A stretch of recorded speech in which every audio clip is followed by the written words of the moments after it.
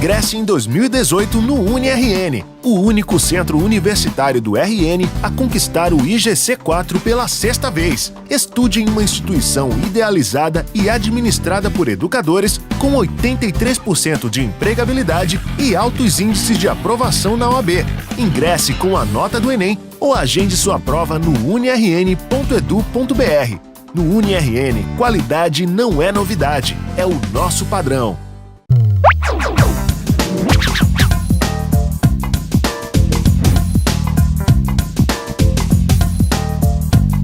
Olá, pessoal! Vamos tratar aqui de uma questão sobre separação de misturas. Vamos ao enunciado, então? Em visita a uma usina sucroalcooleira, um grupo de alunos pôde observar a série de processos de beneficiamento da cana-de-açúcar, entre os quais se destacam: 1. A cana chega cortada da lavoura por meio de caminhões e é despejada em mesas alimentadoras que a conduzem para as moendas. Antes de ser esmagada para a retirada do caldo açucarado, toda a cana é transportada por esteiras e passada por um eletroímã para a retirada de materiais metálicos. 2. Após se esmagar a cana, o bagaço segue para as caldeiras, que geram vapor e energia para toda a usina. 3. O caldo primário resultante do esmagamento é passado por filtros e sofre tratamento para transformar-se em açúcar refinado e etanol. Com base nos destaques da observação dos alunos, quais operações físicas de separação de materiais foram realizadas nas etapas de beneficiamento da cana-de-açúcar? Bom, pessoal, para a separação de misturas, alguns processos são necessários, considerando se tem sólido e líquido, líquido e líquido, gás e gás e outros estados físicos mais misturados. Nós temos diversas separações de misturas. No caso aí da questão, na hora da gente falar que vai usar um eletroímã, como foi o processo da etapa 1, nós temos o tipo de separação magnética envolvido, onde nós precisamos usar um ímã para atrair os metais, ok? E aí separá-los da solução. No 2, onde nós vamos precisar moer o bagaço, nós temos aí a extração do caldo de açúcar, ok? E no 3, nós temos aí, para retirada do caldo, a filtração, processo de filtro, de uso do filtro. Então vamos ver qual opção se adequa melhor à nossa resposta. No item A diz separação mecânica, extração e decantação. No item B, separação magnética, combustão e filtração. No item C, separação magnética, extração e filtração. No item D, imantação, combustão e peneiração. E no item E, imantação, destilação e filtração. Como a gente viu, a melhor opção aí seria o item C, onde nós temos separação magnética, no caso do 1, extração no caso da etapa 2 e filtração no caso da etapa 3. A nossa questão agora trata sobre biotecnologia. Vamos fazer a leitura do texto para que a gente consiga resolver essa questão. Há milhares de anos, o homem faz uso da biotecnologia para a produção de alimentos como pães, cervejas e vinhos. Na fabricação de pães, por exemplo, são usados fungos unicelulares, chamados de leveduras, que são comercializados como fermento biológico. Eles são usados para promover o crescimento da massa, deixando-a leve e macia. O crescimento da massa do pão, pelo processo citado, é resultante da... Então, pessoal, ele quer saber nessa questão como que se dá o crescimento da massa do pão. É interessante que a gente mencione que isso aqui é uma fermentação alcoólica. Então, vamos deixar claro aqui, ó. Fermentação alcoólica. E o que acontece? A equação geral da fermentação alcoólica é o quê? É uma molécula de glicose que vai gerar 2 etanol mais 2 moléculas de CO2 mais 2 ATPs. Então, nessa equação, nós temos que o etanol é o produto principal. É uma fermentação alcoólica, então o etanol é o produto principal. Além do etanol, nós temos o rendimento de 2 ATP, o rendimento energético, e também a liberação de gás, que é o gás carbônico, 2 moléculas de CO2.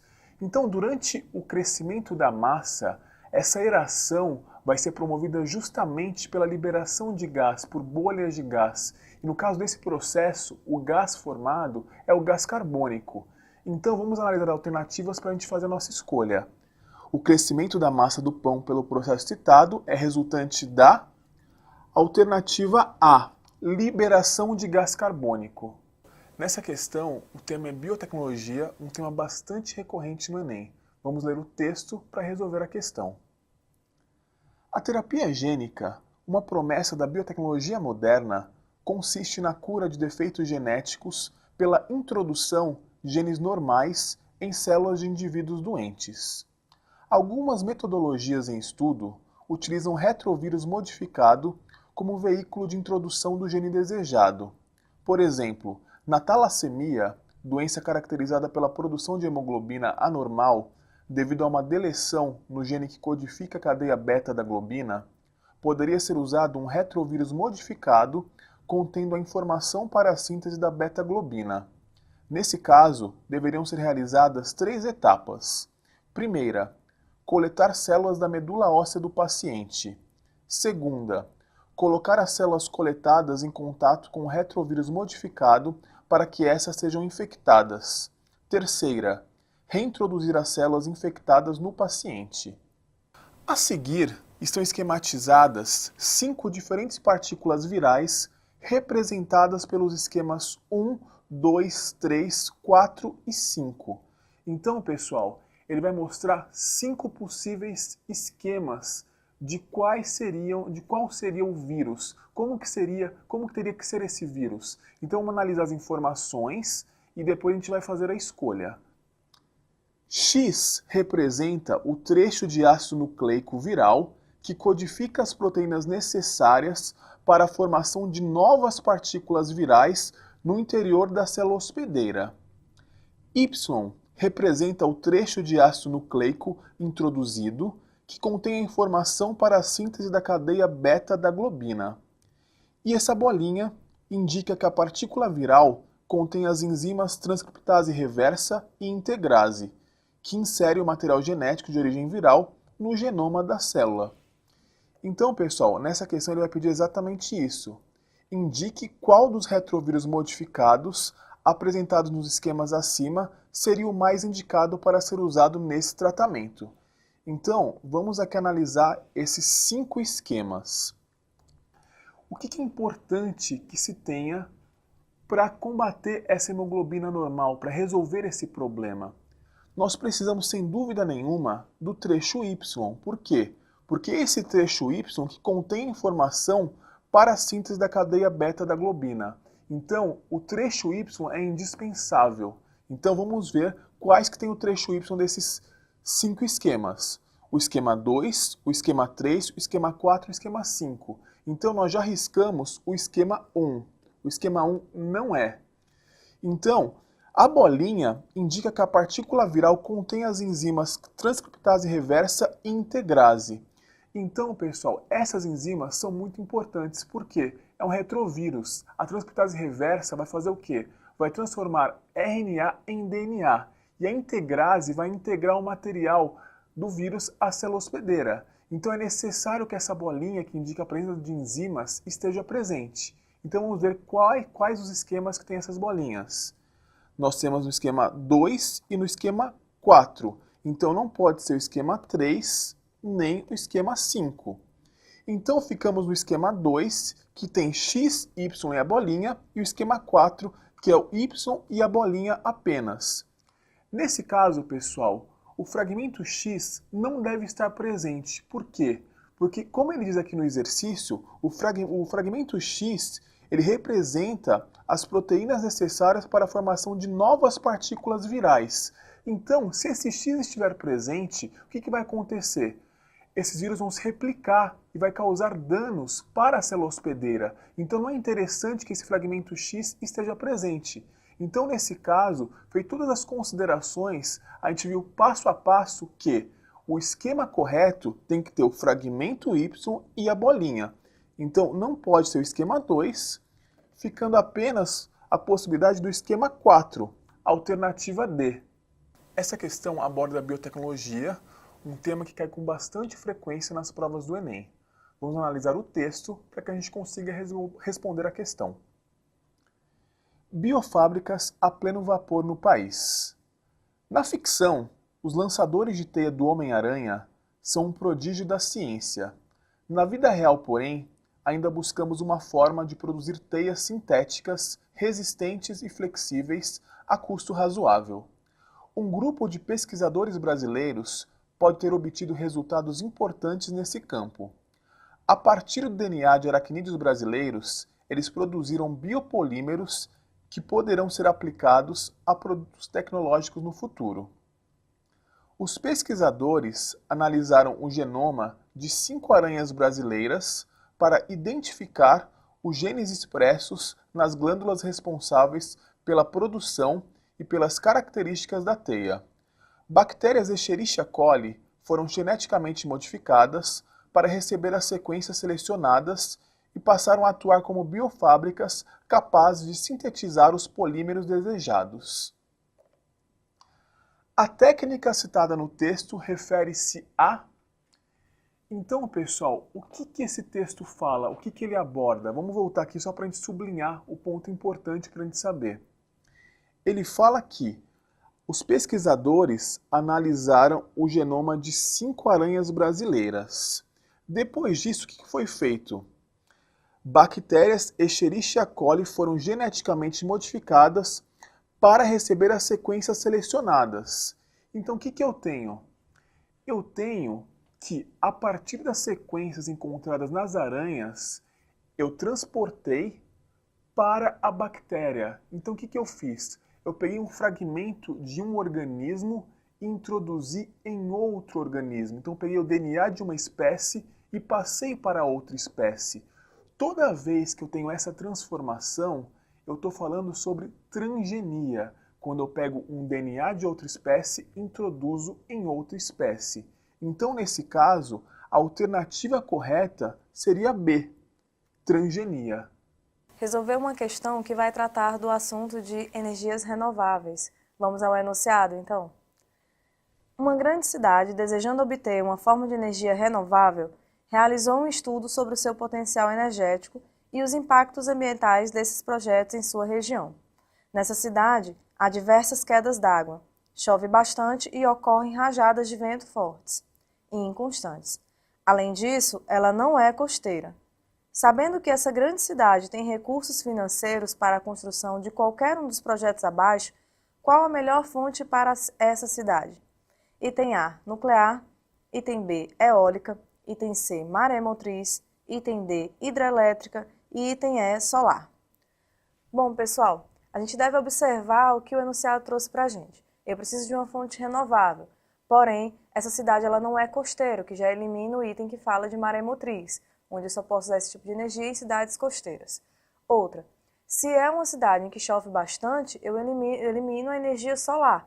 Não dá para colocar a energia solar aí se chove muito, né, gente? Também vou eliminar o item que fala de energia eólica, porque eu tenho ventos inconstantes. Como eu vou usar a energia eólica? E também elimino o item de energia nuclear, uma vez em que, para se usar energia nuclear, não seria uma energia assim tão confiável para essa cidade, onde a gente não sabe se tem o material nuclear necessário. Logo, se eu falo de grandes quantidades de volume de água, o melhor item a ser colocado aí seria a hidrelétrica. Então vamos ver a opção a ser marcada. Logo aí, observando o A com nuclear, o B com eólica, C maremotriz, D hidrelétrica e E solar, a gente deve marcar o item D de dado, portanto. Vamos agora resolver uma questão que vai precisar de conhecimentos acerca de anticorpos e antígenos. Vamos então ao enunciado. Vacina contra esquistossomose. A candidata a uma vacina que poderá proteger os seres humanos da esquistossomose passou na fase inicial dos testes clínicos. Totalmente desenvolvida no Brasil, ela tem como alvo o verme Cistossoma mansoni, que provoca a doença. A esquistossomose atinge cerca de 7 milhões de brasileiros e 200 milhões de pessoas no mundo, principalmente na África. Outros 800 milhões estão expostos ao risco de contrair a enfermidade no planeta. A vacina foi desenvolvida na Fundação Oswaldo Cruz, Fiocruz, do Rio de Janeiro, sob a coordenação da médica e pesquisadora Miriam Tendler, que esteve à frente do estudo por 30 anos. O imunizante usa um antígeno para neutralizar o ataque do parasita no corpo humano. O antígeno é uma proteína chamada de SM14, e foi escolhido em 2014 pela Organização Mundial de Saúde, OMS, como um dos projetos prioritários no mundo para doenças que atingem as populações mais carentes. Com base no que foi abordado para que o indivíduo possa ser imunizado com a vacina contra o Schistossoma mansoni, torna-se necessária a inoculação. Bom, pessoal, quando a gente fala de vacina, a gente está falando de uma substância que vai entrar no corpo a fim de que possamos nos imunizar. E como é que ocorre essa imunização? Bom, essa vacina ela pode conter, a questão das bactérias mais mortas, fungos, bactérias, vírus mortos, certo? Mas que vão induzir o nosso corpo como se fosse enganando o nosso corpo para poder ter aí a produção de anticorpos e a gente se defender dessa doença quando realmente o ataque vier, tá certo? Vamos às opções que melhor vai traduzir esse processo para a gente. No item A ele diz, dos antígenos SM14 para que sejam reconhecidos pelo corpo e induzam a produção de anticorpos específicos. Item B, dos vírus ou das bactérias vivas, para provocar a doença de forma branda dessa maneira, o corpo imunizado produzirá anticorpos específicos. Nós já vimos que não pode se usar bactérias vivas ou vírus, e sim eles estando mortos. Item C, de um medicamento eficaz no combate à doença já instalada. Bom, não pode, se a gente já está com isso instalado, não é necessária a vacina. Vamos ao item D. Do soro obtido através do sangue de animais, como os cavalos, criados em laboratório onde recebem grande quantidade de antígenos. Isso não é interessante de a gente obter soro de sangue de animais, isso não vai estimular o corpo da gente. E no item E, do plasma, retirado de pessoas que já tiveram a doença, para que o corpo produza antígenos e anticorpos específicos. O que a gente tem que produzir é anticorpos e não os antígenos. Portanto, a gente acha a melhor opção o item A, onde ele já afirma em que temos que ter os antígenos entrando no nosso corpo para induzir a produção dos anticorpos. Portanto, gente, opção correta, item A.